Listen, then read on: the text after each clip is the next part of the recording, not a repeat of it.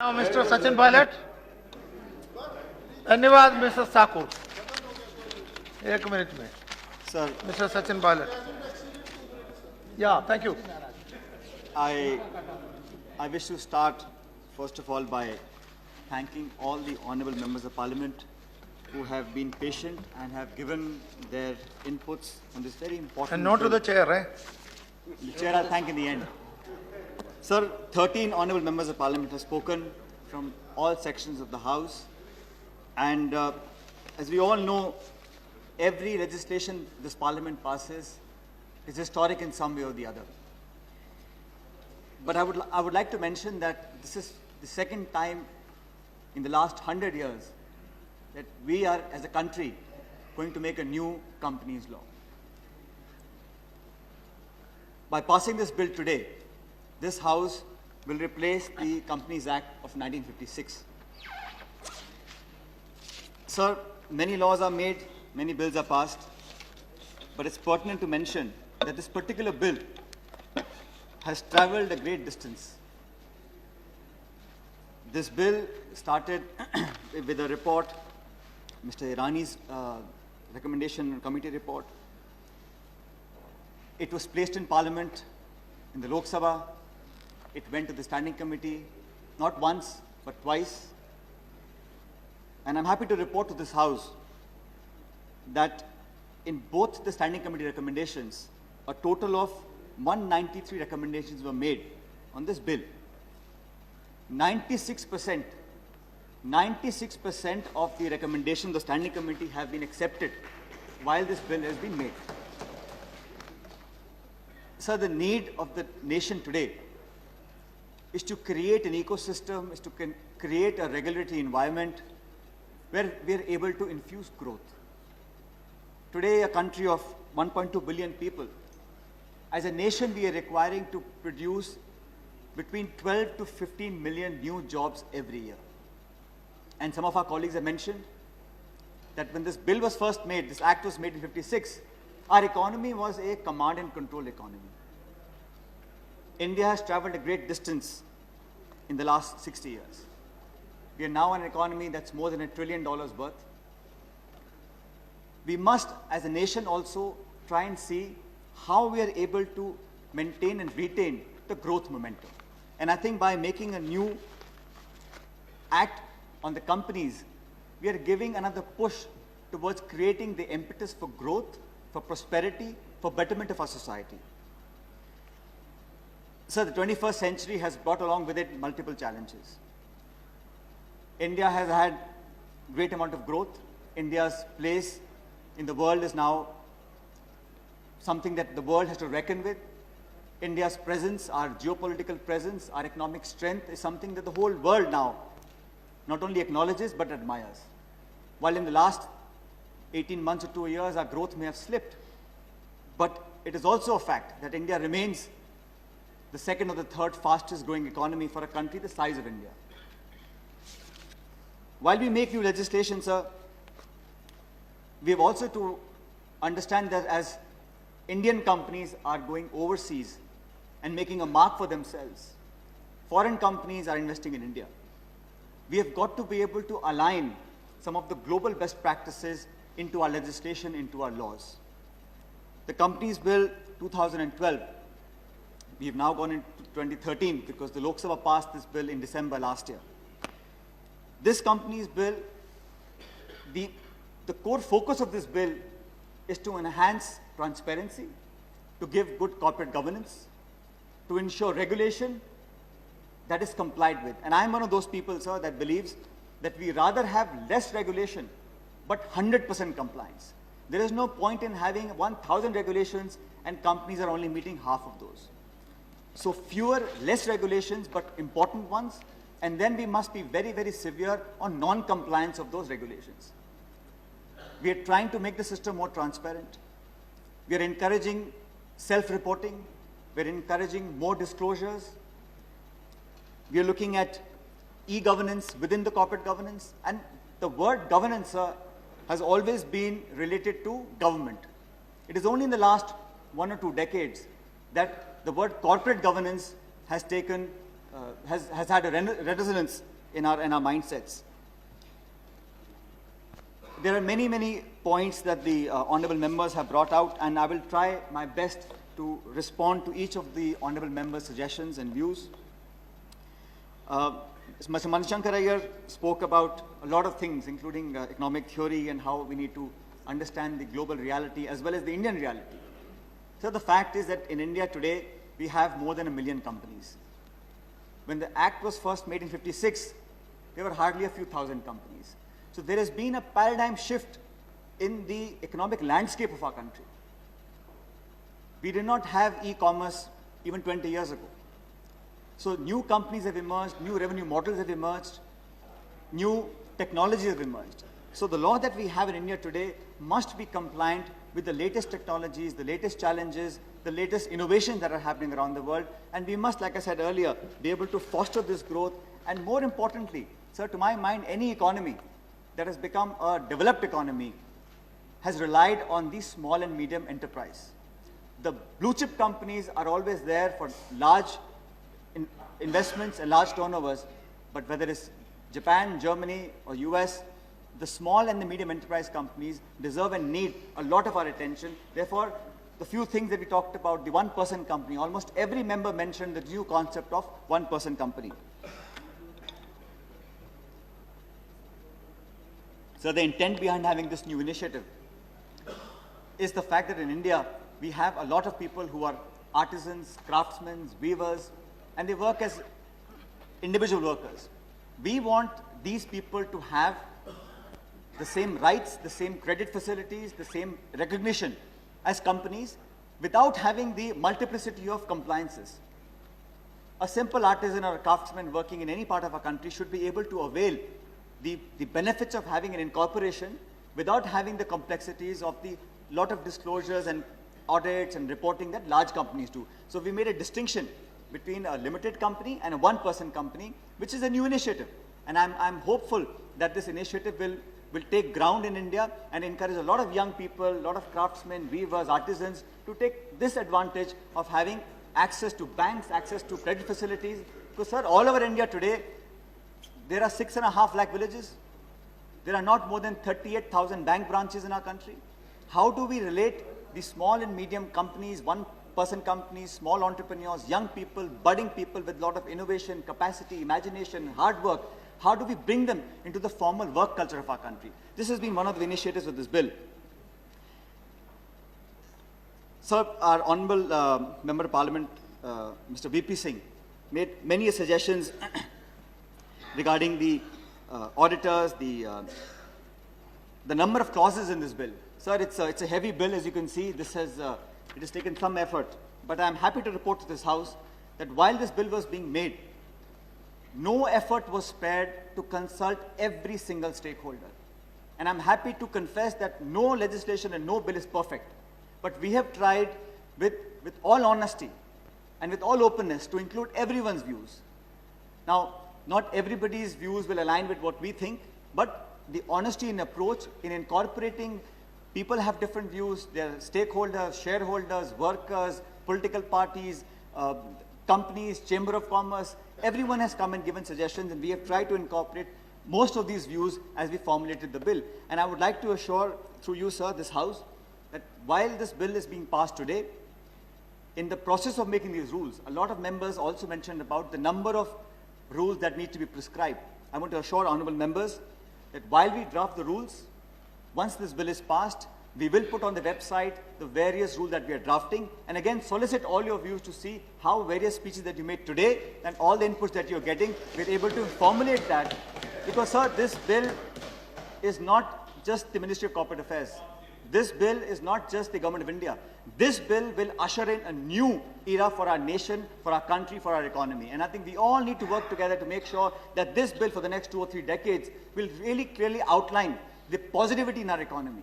There is so much latent potential left in our economy to be tapped. And I think through this bill, we'll be able to harness those energies.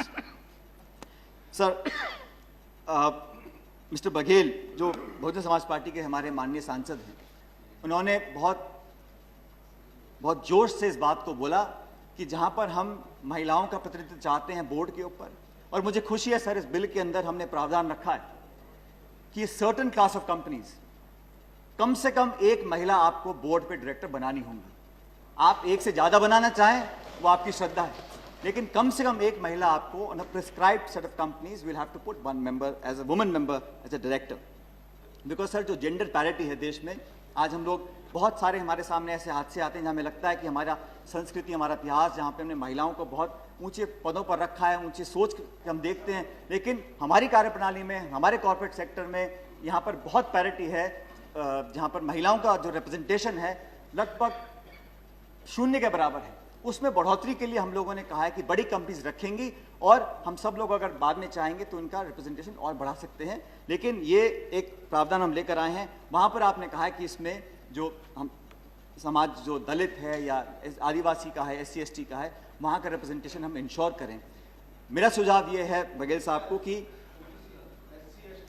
जी, तो समाज का जो अलग अलग वर्ग है, हम चाहेंगे पहले इसकी शुरुआत करें। हम कंपनीज को एनकरेज करेंगे कि समाज के भिन्न अलग अलग जो हमारे पृष्ठभूमि के लोग आते हैं उनको भी मौका मिले, लेकिन कानून और प्रावधान के अंदर इस प्रकार स्पेसिफाई करना फिलहाल इन बिल और रूल्स के अंदर संभव नहीं होगा। लेकिन हम कंपनीज को एनकरेज करेंगे, चाहे दलित हो, गरीब हो, हर प्रकार की महिलाएं, हर प्रकार के लोगों को रिप्रेजेंटेशन बोर्ड्स पर मिले।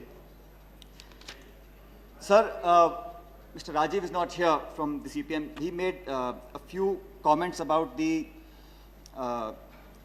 CSR issues. The corporate social responsibility is one issue that everyone is very, very keen and very interested in.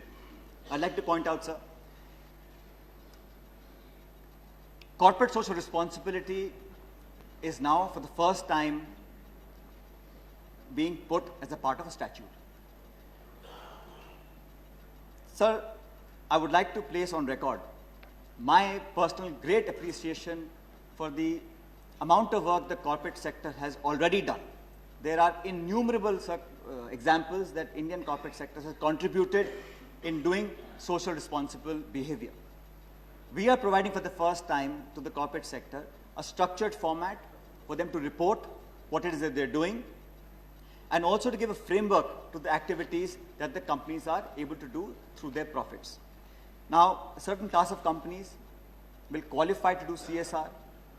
2% of the net profits has to be plowed back into the communities. And I would like to make it clear that this 2% is not a cess, it is not a tax. This money does not come to the government of India or to any state government. This is the profits that the companies are earning. All we are wanting is that these companies should put this money as an investment into those communities where they're drawing their manufacturing, where they're earning revenues.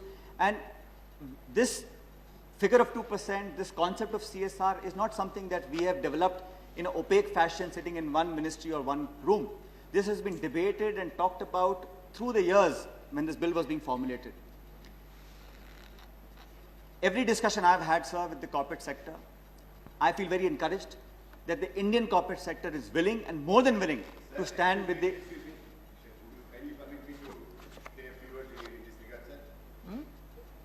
No, after the minister... No, before that, only 1 minute, sir. I'll take 1 minute. I'll take 1 minute, sir. I am in all appreciation of our minister's reply. No. I am overwhelmed by his reply. Only one, clarification, sir. In the name of CSR, sir, I have got an own... Complete. I have got one, no, small, one thing, sir. I'll sit down. 1 minute, sir. In the name of CSR, corporate social responsibility, in my state, I got one very bad example that I don't want to name the company. I don't want to name the company. They are investing in non-useful, funny things without any consent of the government of India, and the money is being wasted. Okay. You frame something. Thank you, sir. Thank you, sir. CSR, as we all know, and his own party men have disturbed him. No. Don't yield. Sir, Mr. Minister, we have to pass it today, don't yield. Sir, in my view, I think all of you will agree, CSR is a new initiative, and I would urge all members to consider this as a leap of faith in our corporate sector. Let us not try and straitjacket the corporate sector in mandating so much that before this bill is made into law and before companies have a chance to demonstrate their commitment and loyalty to this nation, we start questioning them. I think the Standing Committee's recommendation of having 2% net profit to be brought into CSR is a valid one. I think most members have supported it, and I believe that as time goes on, you will have many more occasions to give more inputs, and we'll tweak the rules as we go along. But today, for the sake of passing of this bill, I think the provision of 2% net profit going back into communities, and the bill clearly states that the companies will endeavor to spend the money in their area of operation. So wherever they're operating, they will have to declare on the websites the amounts of work they're doing, the timeline, the cost, and we are mandating a CSR committee on the board. So the committee has to approve the project, and then those projects, I have urged the corporate sector to keep these projects very, very specific, timeline driven, and also outcome driven. So we know whether you want to make a school or a hospital or protect the environment or do some other area of work, the freedom to choose the area of work should be with the company, but there must be enough disclosures so that the world at large, shareholders and all of us know that the good work that companies are doing is reported on the company's website and our own website. Sir, we do not want to create an Inspector Raj. We don't want to have no objection certificates from the government. I think we should allow the corporate sector to come forward and work, and in time we'll see in next year or two how things evolve. At that point, we can revisit the issue if may be required. Sir, some of the other members who made few points, of course, Mr. N.K. Singh gave very, very pertinent inputs about the things that he wants clarification on. There's a whole list of 10 or 12 things that he wanted to get clarification. But it's suffice to say, independent directors. We have said that 1/3 of the board should have independent directors, and the definition of independent directors should really mean what it says. They should be independent, because we want independent, unbiased views on the board so that there is transparency in his functioning, and the liability of the director will pertain only to the board meetings he or she attends and to the area of functionality that he or she attaches herself to.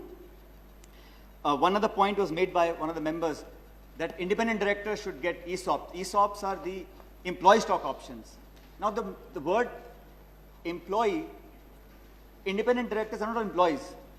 So I don't know how we can treat independent directors as employees and allow them to have stock options. So I think it is not semantics, Piyush ji.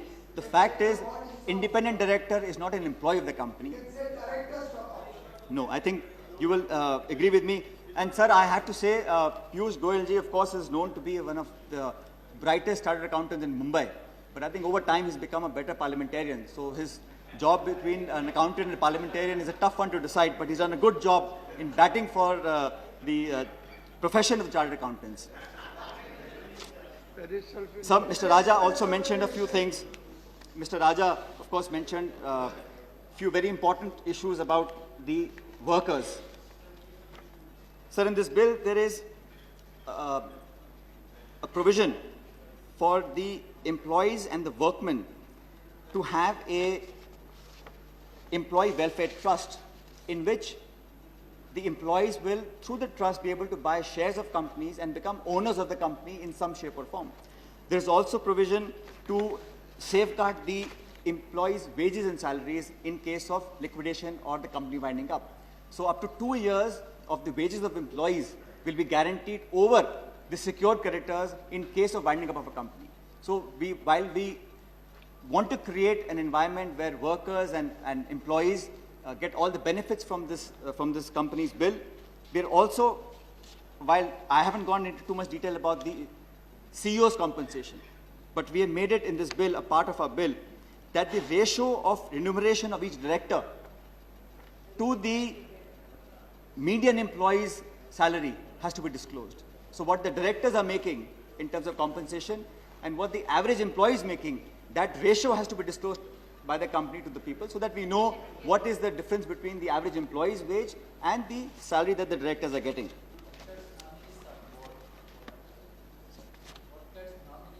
There is a provision for minority shareholders.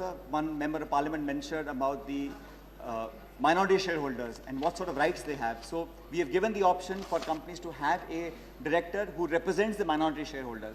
So unfortunately, in the last few years, we have come across many instances of fraud. For the first time in this bill, the word fraud is defined. We have now actually in English defined the word fraud in companies law, so that there's no ambiguity in what is fraud and what is not fraud. And I'm of the view, sir, whenever corporate fraud is detected, whenever a scam breaks out, it is at that point that we all rush to capture the person responsible, all agencies go after the individual and the company. But I'm of the opinion that we must devise mechanisms and interministerial, interstate, center and state agencies so that we can detect fraud before it happens. We want to use technology. We have also started some new initiatives to detect fraud, because by using technology, you're able to see those red flags before the scam breaks out or before the fraud really happens. So just very quickly about a few things in the winding up. Now, in India, people sometimes say that it's very difficult to start a company, but almost impossible to wind up a company. In the bill, there is a provision that faster winding up of companies will happen. We are creating the NCLT. The CLB will then cease to exist, and an NCLT will be created where faster redressal of issues. So it's important to give the investing community, the manufacturing community, the business community, the sense of comfort that these cases will not be procrastinated forever. Early winding up, quick mergers, short acquisitions, cross-border mergers, quick disposal of cases, quick winding up of companies when they want to wind up, all these are a part of the new companies bill. So one honorable member of parliament mentioned about, we also have, sir, about the auditors. It has come through the standing committee also that after a few number of years, the auditors need to be rotated. And I think that works very well because after 5 years, it's about time that the auditors rotate themselves and the companies are able to get new auditors so that there is authenticity and there is this credibility in the reporting. Any sort of collusion that might happen will get mitigated once the auditors are rotated every 5 years. So many more points have been talked about and many more issues that have been outlined by honorable members of parliament. I want to thank Prabha Thakur ji, Anil Desai ji, of course, our good friend Piyush Goyal ji, Mr. Raja, Mr. Mahapatra, Mr. N.K. Singh, Mr. Gupta from the TMC, Mr. Ganguly, Mr. Rajiv, and of course Mr. Iyer, who have made important contributions in making this bill come to the stage. Finally, our friend from Sikkim, I want to assure him that this bill has already been passed by the Lok Sabha. And in the Constitution, Article 371F(k), it says, all laws in force immediately before the appointed day in the territories comprised in the state of Sikkim or any part thereof shall continue to be in force until amended or repealed by a competent legislating authority, which is the Parliament of India. So when this bill was passed in Lok Sabha, we did not hear a formal communication from the state of Sikkim or from the Honorable MP, but I want to assure our colleague from Sikkim that before the notifications are issued, I will personally consult with the state government in Sikkim and with the Chief Minister and himself and see any issues that have not been addressed, we'll certainly take into account. But I would also like to assure the Honorable MP that once this bill comes into effect, it will not only help the rest of India, but it will also help the state of Sikkim to get more investments, to have a more cohesive regulatory environment that is in tune with the rest of our country. This bill was made in '56, the Act, and the Act in Sikkim came in '61. But this bill, once made into Act, will also take into consideration all the issues that may come out from Sikkim. But I'm happy to work with the MP and making this as pertinent for Sikkim as it is for the rest of India. So before I finish, I would be failing in my duties if I don't recognize the hard work that my predecessors have put in making this bill a reality. Mr. Moily, Mr. Khurshid, Mr. Gupta, Mr. Deora, they were all ministers of corporate affairs before I took charge of this ministry, and they've all added great contributions to make this bill reach this stage today. We waited 8 months from that house to this house, but this bill has waited 60 odd years to come to this stage. I think it's a historic moment for our economy, for our country, and I, from the bottom of my heart, want to thank the chair and all the MPs who stayed till late and contributed and participated in this debate. I wish to work with you as we make the rules, and in time to come, anything that the bill and the law needs to be taken into consideration with all your inputs, I'll be very happy to receive them. And I wish to once again thank everyone who's taken part in this bill, and I propose that the bill be passed. Thank you, Mr. Sachin. The question is that Companies Bill 2012 as passed by Lok Sabha be taken into consideration. Those in favor, please say aye. Those against, please say no. I think the ayes have it, the ayes have it, the ayes have it. The motion is adopted.